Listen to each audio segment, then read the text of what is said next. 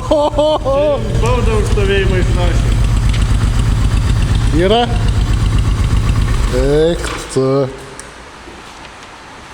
Landžiai. Tai ką, sveiki gyvi.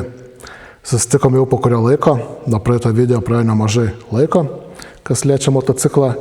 Tai per tą laiką, kas atsitiko gero, tai šitas mocas jau praėjo technikinę, jau turi lietuviškus valstybinius numerius, su kuriais galiu eksploatuoti motociklą kiekvieną dieną.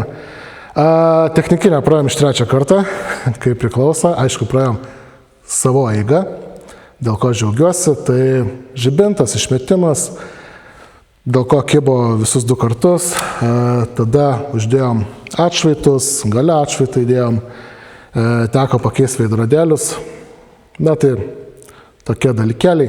Iš karto iš tikrųjų norėčiau šutautinti ir didelę padėką duoti Valdui ir savo bendradarbui Irmantui, kadangi jeigu atsimenat prie tą motociklo video, kur turėjau mažą ratuką, sakiau, kad turiu slogą, tai dabar turiu jau 2 savaitę ausies uždegimą ir pats mažiausiai noriu su juo važinėti kol kas. Tai Irmantas nuvežė motociklą abu kartus į technikinę, praėjo technikinę, viskas ok, na, o Valdas padėjo spręsti labai didelę problemą su išmetimu.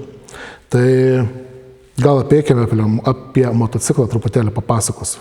Tai teko pakeisti posūkis, kad būtų žymėjimas, kaip ir minėjau, veidrodėlį, bet ne tiek patogus, kiek mano ankstesniai, tai tikriausiai vėl keisiu atgal.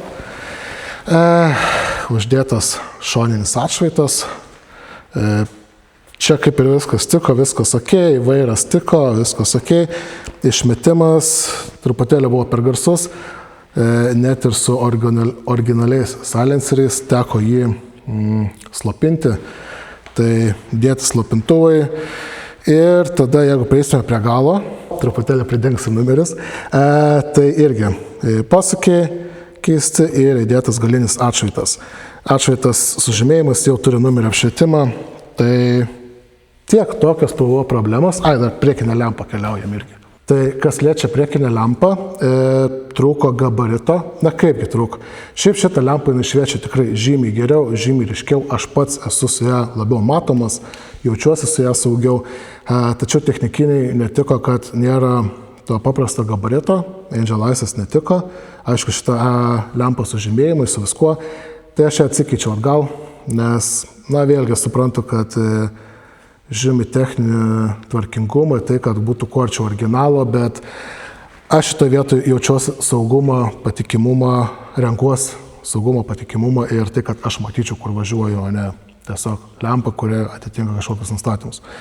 Tai kol kas tiek. Su motociklu kaip ir daugiau nieko neliko tvarkyti. Dar truputėlį dipina tepalas per bėgių perjungimo svirtelę. Užsisakiau tarpinę, 5 € tarpinukę, labai greitai keičiasi, pakeisiu tą ir viskas, kelioniai kaip ir pasiruošta. Gerai, tai trumpai apie kelionę. Pats kelias prasidės Liepos 3 dieną, kadangi 2 dieną dar keliauju pas daktarą dėl ausų ir turiu vieną kitą reikaliuką, tai neišėjęs išvažiuoti anksčiau. Ir keliausime aplink Lietuvą. Susidėjau visai įdomų maršrutą, tai važiuosim aplink visą Lietuvą. Stengsiuosi važiuoti kuo arčiau pasienio ruožo. Ir kaip ir minėjau, jokios navigacijos, tik tai kelio ženklai ir senas žemėlapis. Stosim bent kartą dienoje gamtoje pasigaminti maistą. Greičiausiai, kad miegosime viešbučiuose. Ir dėl ko tikriausiai šitas video, tai norėjau parodyti, kad motociklas jau beveik ready, jau galėsim važiuoti. Ir noriu pakviesti jūs visus, kas gyvena aplink Lietuvos pasienį. Keliausiu tikriausiai kiekvieną dieną, galėsite mane sekti, stebėti, kaip sekasi. Bet kviečiu visus jūs susipažinti. Jeigu kažkur pakeliui gyvenat, norėtumėt greitai susibėgti arba tiesiog įsikėm kažkokį mėsgalį pakeliui, parašykit, gal turit pasiūlymų, kur važiuoti, ko išvengti, taip pat rašykit. Vėlgi, tas kelias tikrai yra dar keičiamas ir manau, kad nemažai priklauso ir nuo jūsų pačių. Tai tokias, to kelias, patenkintas, pravažiau, laimingas, viskas ok. Vėlgi, tik labai nenoriu važinėtis dėl ausies dar kol kas. bet šiaip esu žiauriai patenkintas motociklu. Ir tiek, tokios tokelės, tai labai trumpas video, toks tiesiog update'as ir dar truputėlį galbūt idėjau apie ateinančią kelionę ir visą šakelę.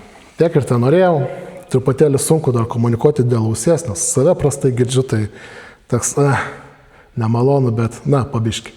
Tai ačiū dar kartą, kad žiūrite, pasiekite mane ir iki kitų kartų. Kol kas.